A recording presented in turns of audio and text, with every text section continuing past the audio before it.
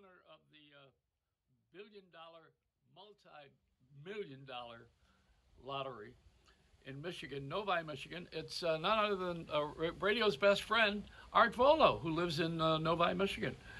He was going to go to Meijer and buy the ticket there, but because that store is a lot cheaper, but they were closed, so he went over to Kroger, and he got the thing, and now he's the winner. He is the guy who's got the $1 billion, and he's going to make a major investment in a radio station. So that'll be gone in about a week. Remember when you were a kid, it was a millionaire? You could be a millionaire. And then who would ever think of a billionaire? Or now, the American debt, a trillionaire. Hey, like Jackie Mason, hey, the zillionaire. I'm a zillionaire. That's a lot of money, no kidding. You could buy yourself your own virus and the cure.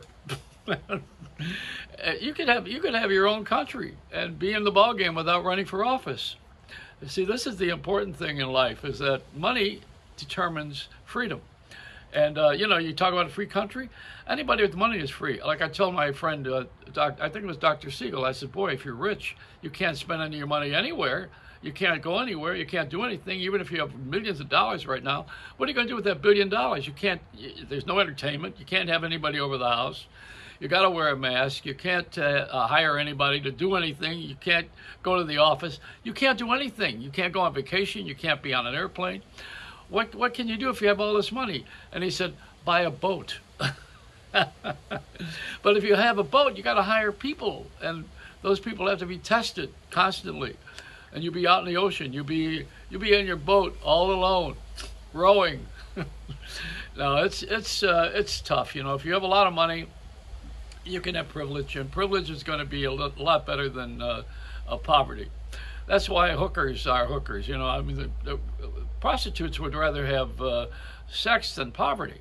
That's the main reason. Otherwise, they wouldn't even be in that business. I got to find something else to do. I was thinking of that. No, not prostitution. I already did that. I've been in radio. I wasn't a prostitute. I was a whore. That's different. Different category, one's professional, the other one's amateur. When you get paid for something, you're a pro. If you don't get paid, you're an amateur. I'm not an investor. I'm not looking to make money off of everybody else's work. Or, unfortunately, I never did buy the Bitcoins. They haven't gone there yet. If I buy the Bitcoins, it'll be a funny bit. And I will bet you that'll be the day the market crashes on the Bitcoins.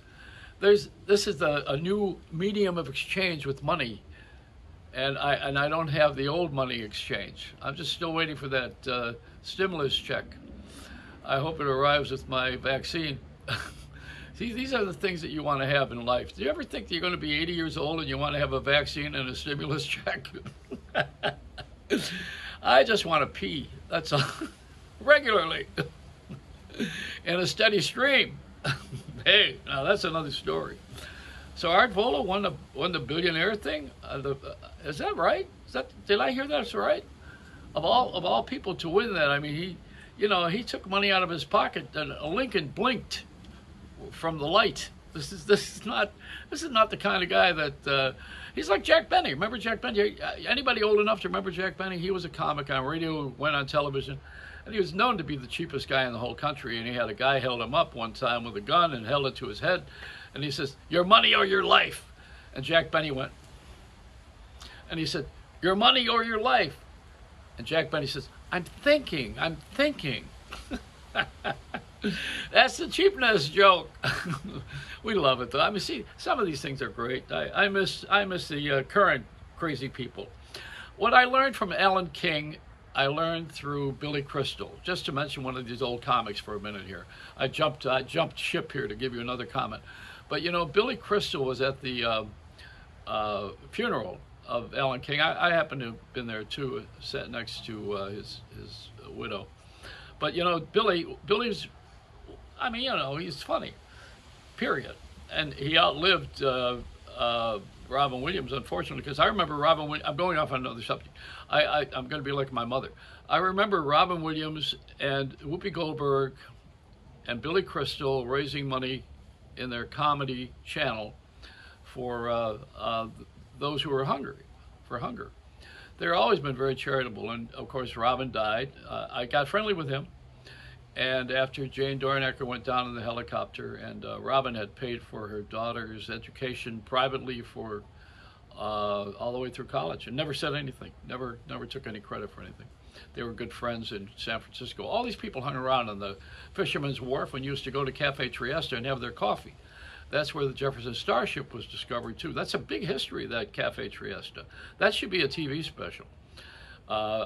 It would be a regular series. You know, all the people that came in and out of that place, because it was in North Beach, San Francisco.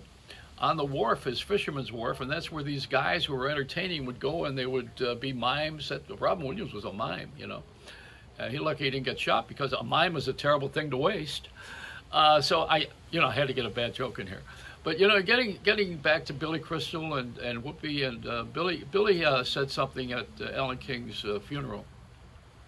He said the most important thing with an entertainer is to not wear his pants to the gig, but to have them hang in the dressing room, because Ellen King taught him that you must have a crease when you walk out on stage. It's all part of the formal look. And look at how far we've gotten from being formal. Look at people don't dress up to do anything. I mean, you wear your flip-flops to go to church now. It's not that God hasn't seen you naked, but this is it. You know, we're sloppy Joe.